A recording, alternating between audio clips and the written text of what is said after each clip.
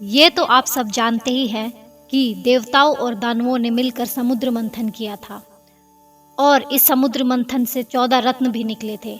लेकिन क्या आप ये जानते हैं कि ये समुद्र मंथन क्यों किया गया था और वो कौन कौन से 14 रत्न थे जो समुद्र मंथन के दौरान निकले थे? चलिए जानते हैं इस बारे में। एक बार महर्षि दुर्वासा बैकुंठ से आ रहे थे। रास्ते में उन्होंने ऐरावत हाथी पर बैठे भगवान इंद्र को कमल के फूल की माला भेंट की, लेकिन अहंकार में डूबे इंद्र ने वह माला ऐरावत के सिर पर रख दी। ऐरावत ने माला को पैरों से कुचल दिया। इससे दुर्वासा ऋषि क्रोधित हो गए और इंद्र को श्रीहीन होने का श्राप दे दिया। इस श्राप के कारण इंद्र ने स्वर्ग का राज्य खो दिया। राक्षसों ने स्वर्ग पर कब्जा कर लिया। स्वर्ग का राज्य फिर से पाने के लिए भगवान विष्णु ने इंद्र को समुद्र मंथन करने और उससे निकलने वाले अमृत को देवताओं को पिलाने के लिए कहा। यह काम केवल देवता नहीं कर सकते थे, इसीलिए इंद्र ने राक्षस राजा बलि को समुद्र मंथन करने के लिए राजी किया।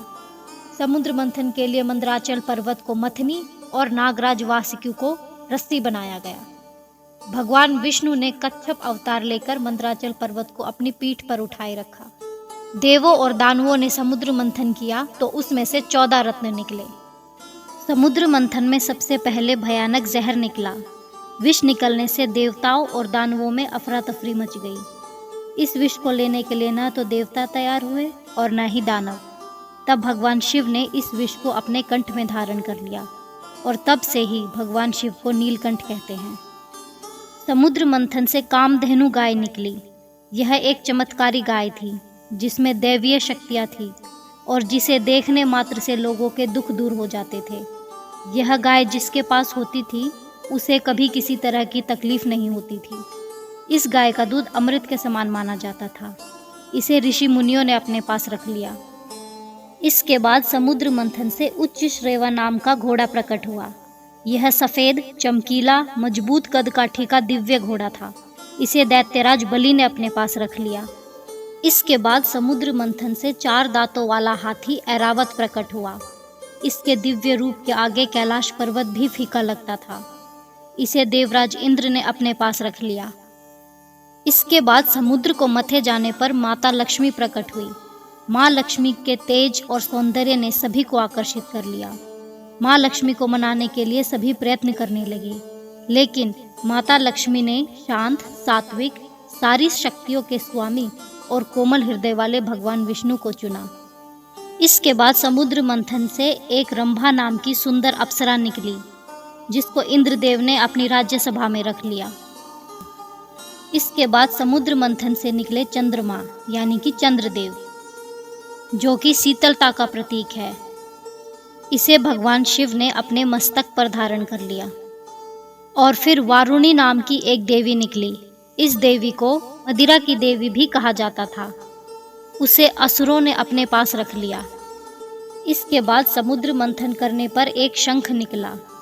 हिंदू धर्म में शंख को पवित्रता का प्रतीक माना जाता है और इसकी ध्वनि सारी नकारात्मक ऊर्जाओं को नष्ट कर देती है।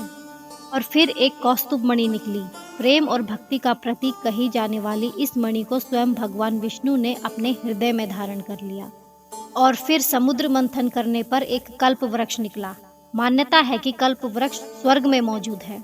इस पेड़ की खासियत यह थी कि यह मांगने वाले की मन की हर इच्छा पूरी कर देता था। और अंत में समुद्र मंथन से आयुर्वेद के प्रवर्तक भगवान धन्वंतरी हाथ में अमृत कलश लेकर प्रकट हुए।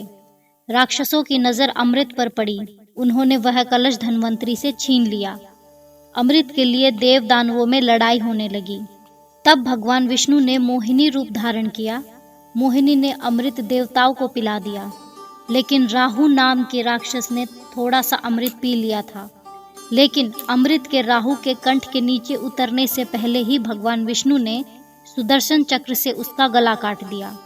फिर भी अमृत के असर से उसका सिर अमर होने के कारण भगवान ब्रह्मा ने उसे ग्रह के रूप में मान्यता दे दी।